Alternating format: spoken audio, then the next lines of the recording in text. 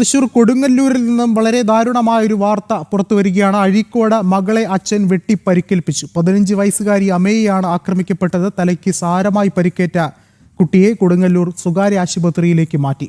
ഒളിവിൽ പോയ പിതാവിനെതിരെ കൊടുങ്ങല്ലൂർ പോലീസ് ഇപ്പോൾ അന്വേഷണം ഊർജിതമാക്കിയിരിക്കുകയാണ്. കൂടുതൽ വിവരങ്ങളുമായി സാനു കെ സജീവ ചേരുന്നുണ്ട്. സാനു, എന്തായാലും ദാരുണമായ ഒരു സംഭവം എപ്പോഴാണ് ഉണ്ടായത്? വിഷ്ണു, കൊടുങ്ങല്ലൂരിലാണ് ഈ സംഭവം ഉണ്ടായിരിക്കുന്നത്. അഴീക്കോട് അച്ഛൻ മകളെ വെട്ടിപ്പരിക്കേൽക്കുകയായിരുന്നു.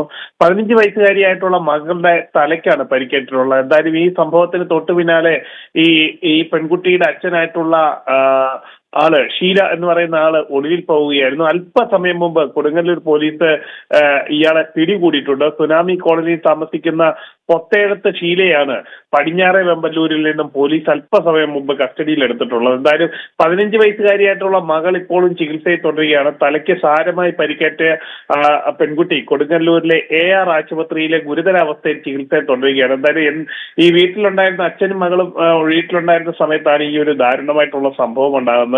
എന്താണ് പ്രകോപനത്തിന് കാരണമെന്നൊന്നും ഇതുവരെ വ്യക്തമല്ല. എന്തായാലും പിതാവായിട്ടുള്ള ഷീല മകളുടെ തലക്കിട്ടാണ് വെട്ടിയിട്ടുള്ളത്. തലയുടെ പല ഭാഗത്തും ഇത്തരത്തിൽ പരിക്കേറ്റിട്ടുണ്ട്. പരിക്ക് സാരമുള്ളതാണെന്ന് തന്നെയാണ് നമുക്കറിയാൻ സാധിക്കുന്ന. ഗുരുതരാവസ്ഥയിൽ ചികിത്സയിൽ തുടർന്നു. അല്പസമയം മുമ്പ് പെൺകുട്ടിയുടെ പിതാവിനെ പോലീസ് കസ്റ്റഡിയിൽ എടുത്തിട്ടുണ്ട്.